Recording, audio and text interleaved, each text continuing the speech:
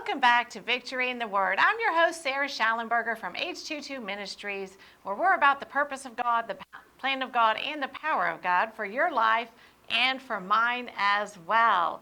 Well, we welcome you. We are in the middle of our Faith for the Impossible series, and we are taping these segments at Kingdom Broadcasting Network, and that is at 2626 South Loop West, Houston, Texas, under our founder, Dr. Joshua and Kobe Mitchell.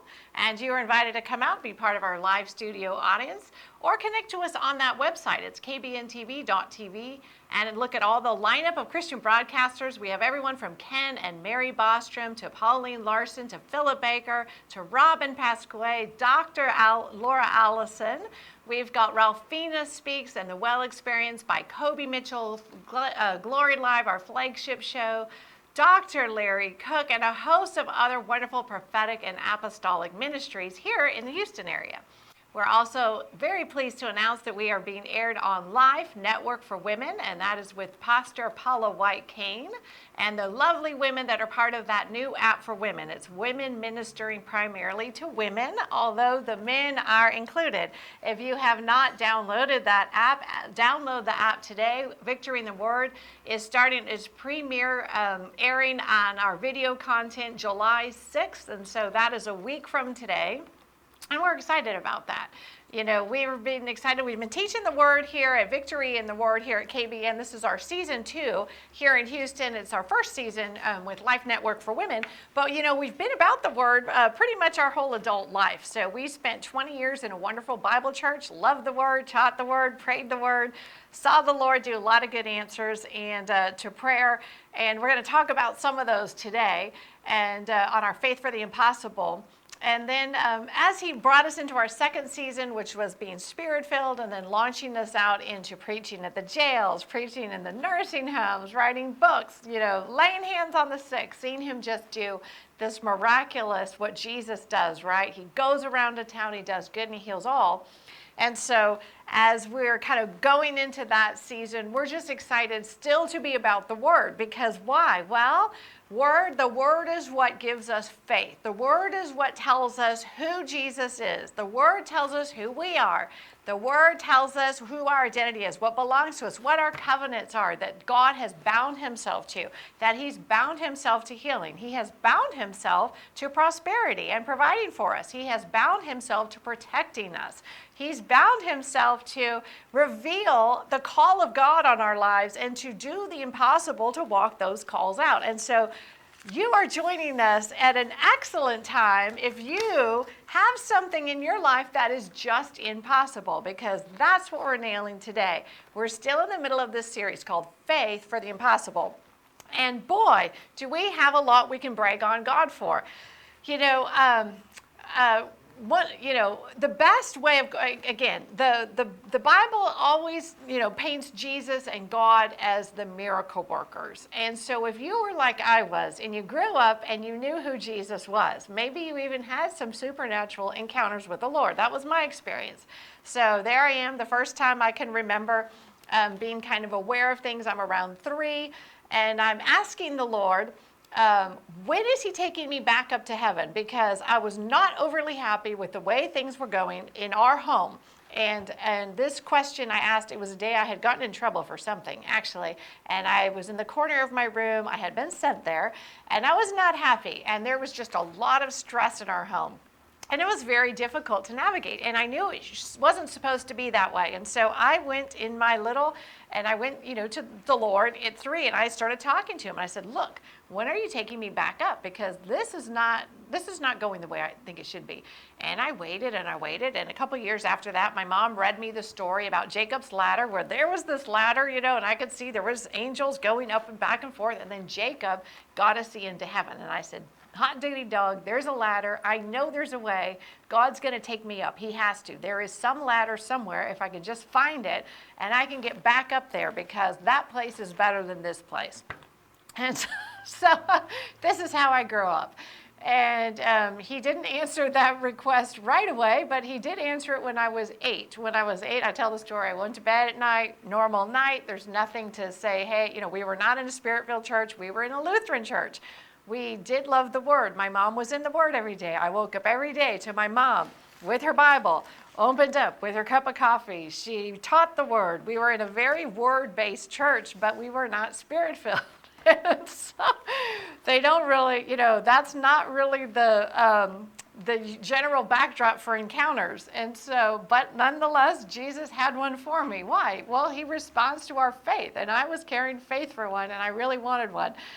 And he must, and obviously he had his own reasons. You can't really take credit for that stuff. But anyway, so at the age of 8, I go to sleep and I go to bed. It's a regular dream. In the dream, there's a set of stairs. I'm walking up the set of stairs. There's a door. I open the door. Now, as soon as I open the door and I take a step through, now it changes. It's not a dream anymore. I'm now transported. I think I'm actually in heaven. I'm in a full-blown vision, and as well as I can tell, I am actually in heaven. There's no trace of the earth. I feel no pull of the earth on me. I know I'm in heaven. I know I'm not on the earth. And there I am in a room, and it's filled with the angelic, and of course it's got the manifest, tangible presence of God, and it's heaven. It's what you would expect. And there's the angelic, and they're walking around in these small groups, and they're intently discussing strategy. They have just heard from Jesus, Jesus's particular purpose for each person on the earth, and they know what it is, and so they're discussing amongst themselves what they're going to do on their end to make sure Jesus's plans get done in each person's life on earth. So they're extremely intent, and I'm standing there, I'm allowed to see it, and then the overwhelming presence is purpose, purpose, purpose, belonging, belonging, belonging. I belong here in purpose, purpose. So I know I have a purpose. I know I belong in. And then the next morning I wake up and I'm devastated. I'm back on earth, and that's not what I want. I have to go to school. I'm in tears. I'm like, this is not right. I love heaven. And so I begged the Lord, and I said, you have to take me back. You have to take me back. And that night, he very graciously gives me the exact same encounter, same dream, stairs, go up the stairs, open the door, and there's heaven, and I'm in there, same encounter. And then the next morning, I wake up, and I've got a peace about me because, for one thing, I had got to go back, but two, I knew that the Lord, I was on the radar of heaven. I knew heaven, first of all, I was there, so if I saw them, I knew that they had seen me. But two, also I had asked the Lord the second night. The first night, I hadn't gone to bed that night saying, God, can I have an encounter in heaven? In fact, I don't think I ever asked that question. It was a heart desire. But that second night, I had asked for that. And because I had asked and he had responded, I knew at that point I could communicate with heaven. I knew I could ask for things and God would respond. And I also knew, because of what he showed me, there was some purpose that I had. I knew I had a purpose. And so as my 8-year-old mind started working, I thought, I don't know what the purpose is, but I better start getting prepared. And so I start doing what I know to do, which is to, I grab my Bible and I'm looking at, the book of Daniel really speaks to me. And so I am like, okay, it's Daniel. I got to get prepared. I got to do good in school. I got to do well in school. I got to make good decisions. I got to be planted in the house of God, which I was already, very active in our church. And I was in the Bible, every day I'm reading the Bible. I already loved the Word. I already loved all that stuff. I loved praise and worship. I loved the presence of God. But so now I'm just like on this, I'm very focused, and I'm very focused on I've got to prepare myself. So I start doing as well as I can in school at this point. And interestingly enough, God starts putting his hand on my schooling. And so that starts happening. And then I start excelling in sports because I'm reading in Daniel that Daniel was very fit, and he was more fit than anybody else. And so I'm like, well, I need to be prepared in this manner as well. So I start really training hard. So I'm not just on a soccer team, I'm on the competitive soccer team. I'm not just on the competitive soccer team, I'm the captain of the team. And I just starting to see myself, and I know I'm preparing for something. I get into high school, and I'm like, and the sense of preparation is super heavy on me. And so this is kind of the backdrop. So we're talking about faith for the impossible. First of all, what happens, I don't know, the subtitle would be what happens when things go wrong. I don't know what the subtitle would be, but we can always believe God, for faith for there's always, he always will do the impossible. So in high school, there I am, and I have this tremendous sense of destiny on me. I'm very acutely aware of it, but I don't have I don't have a direction. I don't know what I'm supposed to be doing exactly. I know I have a calling, and so I start talking to my youth directors and the pastors at my church about this. And so I meet with them, and I start telling them, I know I have a calling. I know that God's called me to do something. They pick up on the same thing. They said, yes, we know you do too. And they're like, we'll just pray over it with you. We're not sure what it is. And so I remember, my senior year, I go into my pastor's office as a senior in high school, and I said, I really need to hear from the Lord at this point. I need to actually hear him talk to me. He's got to be able to tell me what I'm supposed to do, because I'm slated to graduate from high school in May. I don't know what I'm supposed to be doing. I know it's something, and I am not, if I don't, I don't want to not be what I'm doing, what I'm supposed to be doing. And when I ask him, do you know how to hear from the Lord? He says, no. He says, I've never heard the Lord in an audible voice. He said, I know that some people do. He said, but I don't know how to do that. And he said, and so at that point I go home and I ask my parents, I say, hey, do you mind if I start going this last year living at your house, can I start going to other churches and start looking for somebody that can help me with this? And they say, yes, that's fine. So I start going to different churches. And I actually spent some time in a spirit-filled, looking back at it, a spirit-filled church. Now, I don't know they're spirit-filled, but they're meeting at a school. But they're spirit-filled, and they're actually moving in the gifts. But there's no connection at that point. I don't have anybody make the connection for me about hearing from the Lord and being baptized with the Holy Spirit in your prayer language. So that just that's a miss. That doesn't get communicated. And so I'm just often I don't know what I'm supposed to do with myself. And so here I am. And, when you're talking about, how much can God do in the life of even when we're just don't even know what we're doing? And God can always do something. And so in my situation, there was an extremely bumpy road after high school because, again, I couldn't quite find that place I was supposed to be at. I knew it was somewhere, but I didn't know where it was.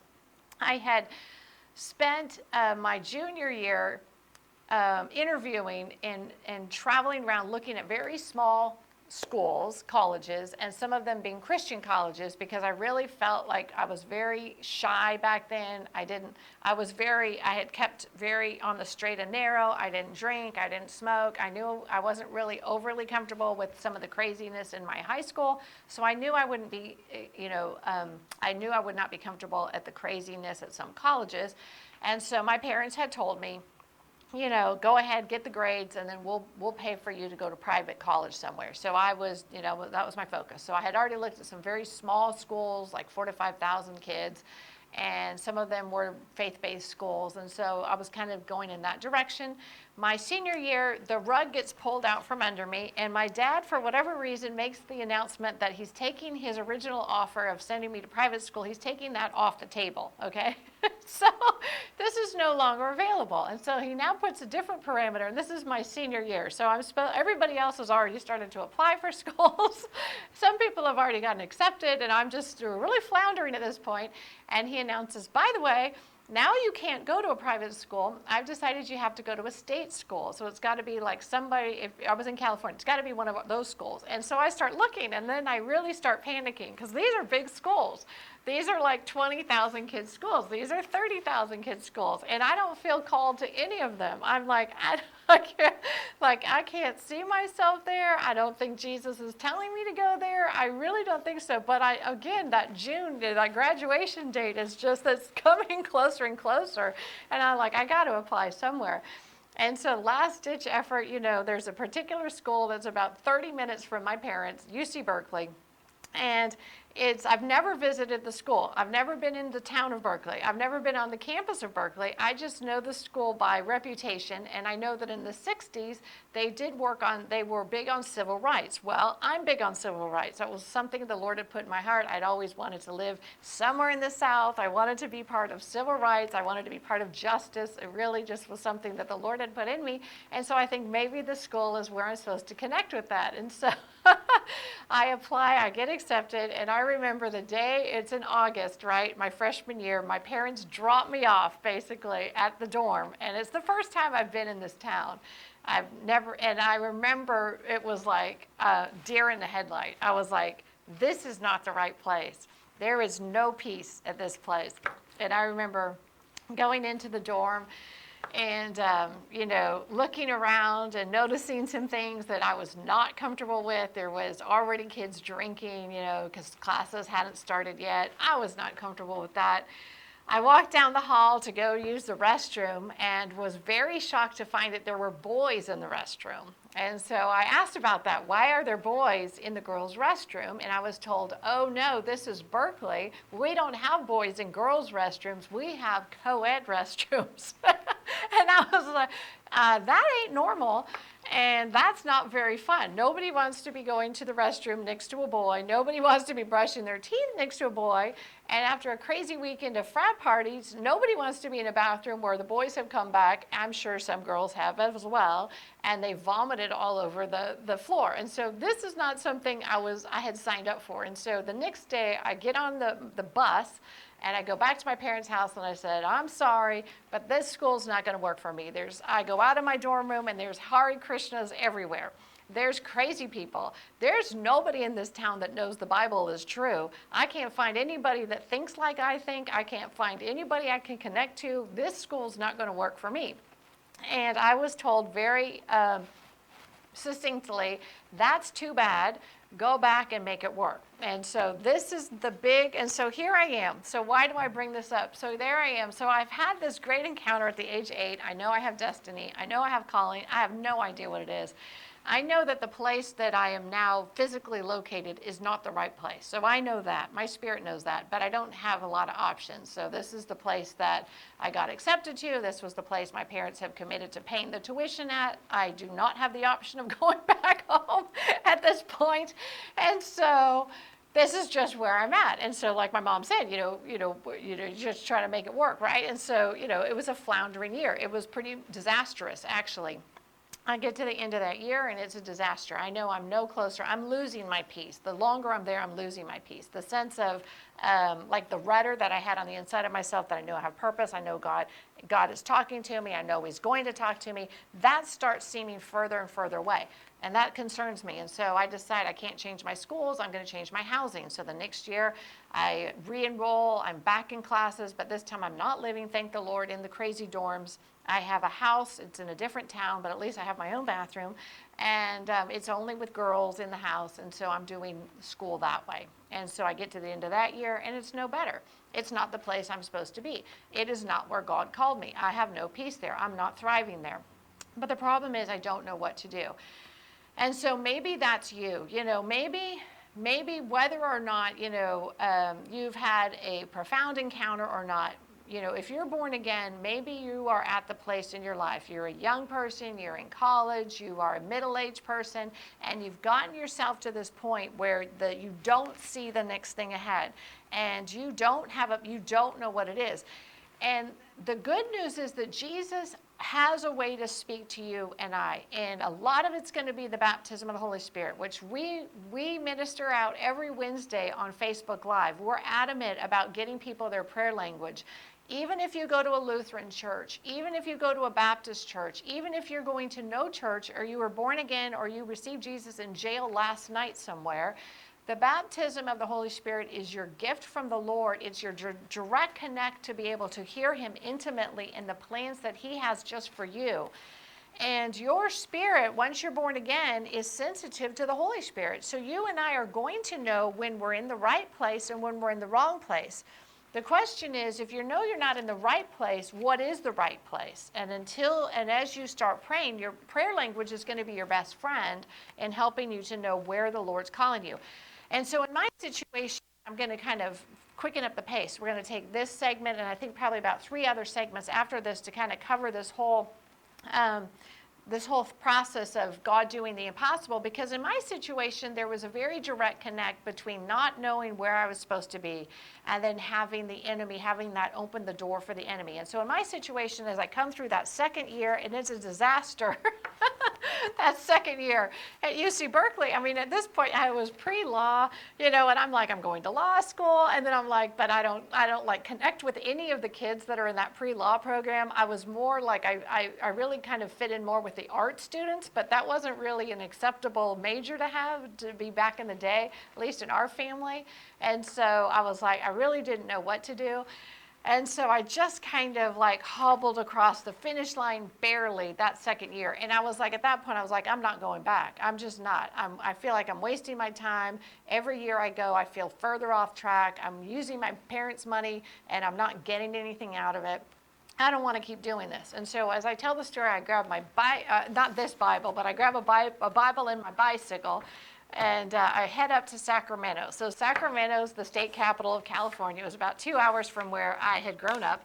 And Sacramento had two things that attracted me to it. One was it was the state capital, and there's the seat of government. And I was very attracted to this idea of godly counsel for government, either Joseph or Daniel. You know, I wanted to be didn't like politics, still don't, but very interested in government and getting God's counsel into those, you know, into those officials, into those leaders. And so I was like kind of pulled. I was like, yeah, that town is a good town.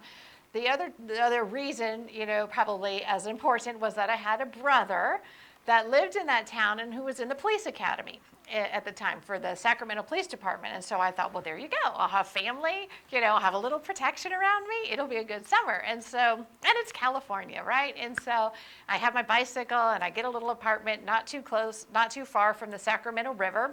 And if you know that area, it's very beautiful. It's got these bike paths that are just for bikes, only about this, you know, only about that width wide.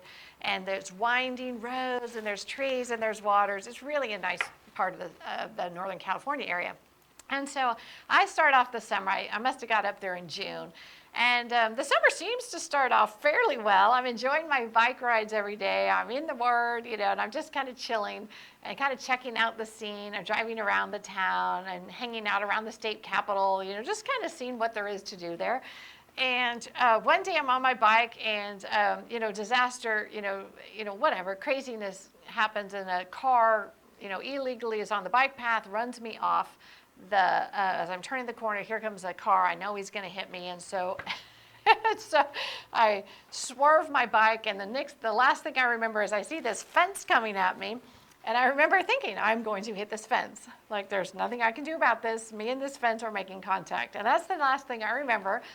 Until the next thing that I remember being laying down on the ground, having. My eyes are closed and I can hear a lot of people around me. And the first thing I hear is somebody say, "Don't move her. Her neck might be broken." And I'm thinking now, this doesn't sound very good. This doesn't sound like a very successful summer. I don't see a lot of victory in the summer. So it was not a broken neck, thank the Lord. It was a broken collarbone. And so as I, you know, go to the hospital, I get that taken care of. And I have a couple of week recovery period. I go back to my parents' house until my collarbone heals up, and then I find myself back in my apartment in Sacramento in July. And so now it's July, which is my birthday month, by the way. It is a good month. And so I'm there. It's 2 weeks actually to the day after my birthday. And so there I am in this apartment, and I'm just, you know, I'm the 19-year-old, and I'm looking for my purpose, and I'm like, you know, everything I've tried already has not worked, and I'm just like, I really need to hear from you, Lord, because by the time this summer ends, I need to know what I'm doing, because I got to go somewhere in September. You know, I got to do something with my life. And, you know, that's when disaster, you know, I don't know how you would say it, but that's when my life intersects then with somebody's life who's extremely broken. And so what I don't know about the area of town that I'm living in is that there has been a couple, it's a husband and a wife, that has lived in that same area, and they have been on a crime spree together for the last about 4 years. Now, the guy had been on a crime spree for about the last 10 years, but he had recently partnered up with this current wife, and he and the wife had been on this joint crime spree for about 4 years. And so the lifestyle they were both meth addicts, and so they were very interested in, they had an addiction they had to feed. And so kind of the lifestyle that they had built for themselves was that she would drive this person to different locations, he would go in, make a robbery, and then hightail it back to the car, and she would be the getaway driver. So this was kind of their lifestyle. And so,